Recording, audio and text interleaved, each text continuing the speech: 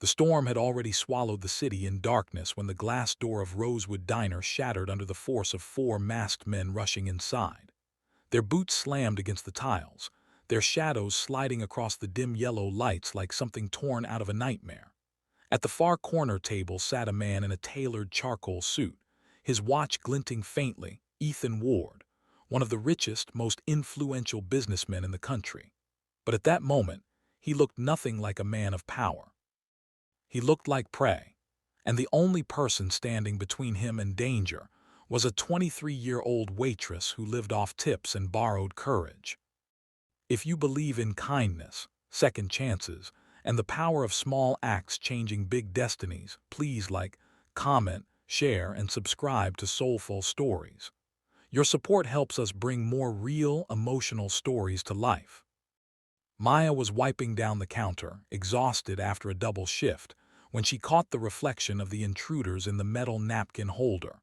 Her heart hammered so loudly she felt it shake her ribs, but something deeper, an instinct, a truth she didn't fully understand, pulled her attention toward Ethan. She had served him only twice before, but she noticed things others didn't. The way he avoided attention, the way he tipped quietly, the way he looked like a man who carried the weight of an entire world in his shoulders. He never boasted, never acted superior. Tonight, he seemed even more fragile, his eyes unfocused, as if he was fighting something inside even before danger arrived. The men approached him with a chilling confidence, their voices low and threatening as they demanded something she couldn't fully hear. Money, information, revenge. Whatever it was, Ethan lifted his trembling hands not in fear but in reluctance, as if he wanted peace even when chaos cornered him. Maya had always seen danger from a distance. Life had taught her to step back, stay quiet, survive. Yet now something broke through that quiet survival instinct. Maybe it was the way Ethan whispered, "Please." Not here, with a sincerity that didn't fit his billionaire image. Maybe it was the way he looked up, desperate, alone, silently asking for help from a world that rarely gave him any. In the seconds that followed, Maya felt time stretch like elastic. The men began pulling Ethan from his seat, shoving him toward the exit. She knew she was small, underpaid, practically invisible in the city. But she also knew something the attackers didn't. Rosewood Diner was her world, her home, and nobody hurt someone in her home. Without warning, she grabbed the steaming metal coffee pot from the machine and hurled it with every ounce of strength she had.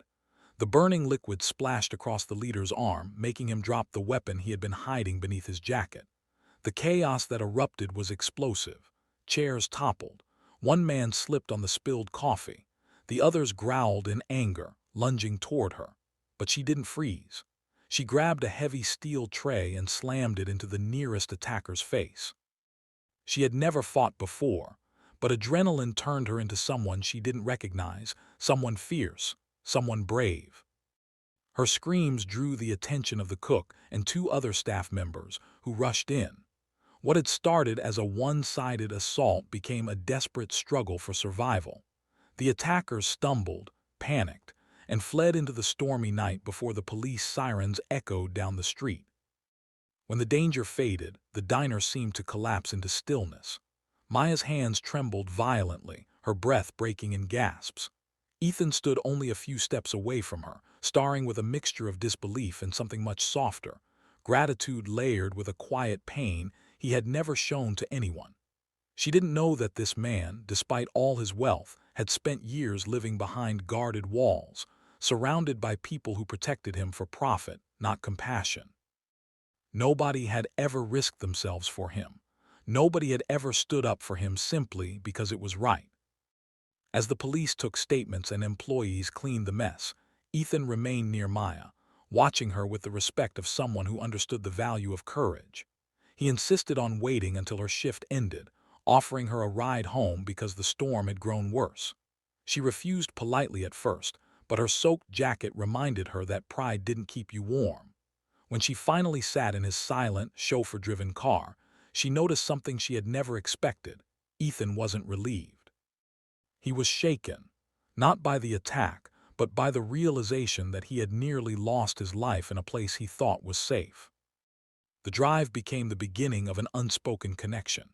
Ethan listened as Maya explained her life, her mother's illness, her overdue rent, her dreams buried under responsibilities. And for the first time in years, Ethan opened up as well, admitting how he hated the fear-filled life that came with wealth, how he longed to be seen as a person rather than a walking vault. The attack had scared him, yes, but what rattled him more was discovering kindness in its purest form, something money could never buy. Over the following weeks, Ethan visited the diner regularly, always sitting at Maya's section. He didn't come as a billionaire, but as a man with gratitude stitched into every glance. He funded the diner's security upgrades anonymously, arranged medical support for Maya's mother quietly, and ensured her rent was paid for the year, never once taking credit, never once making it about him. But Maya knew. She saw the subtle changes, the quiet actions, the way he tried to give back without embarrassing her pride. And in her heart she found something blooming, respect, warmth, a bond neither of them had expected. Months later, when the truth came out and people learned that the billionaire Ethan Ward had been saved not by bodyguards or fortune, but by a simple waitress with unshakable spirit, the world reacted with awe. But Maya didn't care about going viral. What mattered to her was that the night of the attack didn't just save Ethan's life, it changed both of theirs. If this story touched your heart even a little, please like, comment, share, and subscribe to Soulful Stories. Your support means more than you know. Before you continue, please comment below. What would you have done if you were in Maya's place? In the end, the world remembered the night four men tried to attack a billionaire. But Ethan remembered something else entirely. The night a brave, ordinary girl proved that courage doesn't need money, fame, or power to shine. It only needs a heart willing to stand up when it matters most. And sometimes, that single act of kindness becomes the beginning of a story neither life nor destiny ever